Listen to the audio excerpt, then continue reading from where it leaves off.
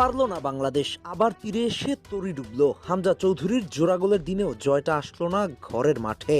নেপালের বিপক্ষে 5 বছর পর জয়ের খুব কাছাকাছি গেলেও অতিরিক্ত সময়ে গোল খেয়ে ম্যাচটা হাতছাড়া হলো। দিন শেষে হামজা চৌধুরী ছাড়া বাংলার ফুটবলে আর কোনো প্রাপ্তি নেই। সেই হামজার অনুপস্থিতিতেই আজকের ম্যাচে জয়বঞ্চিত রয়ে গেল লাল সবুজের বাংলাদেশ। ম্যাচের শুরুটা অতটাও মন্দ করে নাই কাবরেরার শিষ্যরা। শুরুর একাদশে হামজা চৌধুরী এবং জায়ান আহমেদ থাকলেও বিশ্রামে ছিলেন সামিত সোম এবং কিউবা মিচেল। দীর্ঘদিন পর দেশের জার্সিতে অধিনায়ক হিসেবে স্টার্ট করেন দেশের ফুটবলের অন্যতম বড় নাম জামাল ভুঁইয়া। বাংলাদেশের ফরমেশনটা কাগজে কলমে 4-4-2 ডায়মন্ড শেপের হলেও শুরুতে 3 ম্যাচ সেন্টার ব্যাক হিসেবে খানিকটা নিচে নেমে আসেন হামজা। উদ্দেশ্য একটাই, নিজেদের অর্ধে থেকে বিল্ড আপ করে আক্রমণে ওঠা। কিন্তু হামজার বিল্ড আপ প্ল্যানটা পুরোপুরিভাবে এক্সিকিউট করতে পারে নাই বাংলাদেশের ফরওয়ার্ডরা।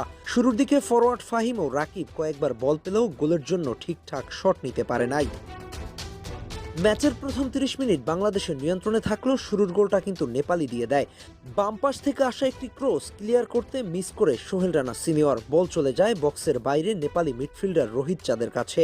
সেখান থেকে দারুণ এক শটে নেপালকে এগিয়ে নেয় রোহিত চাঁদ।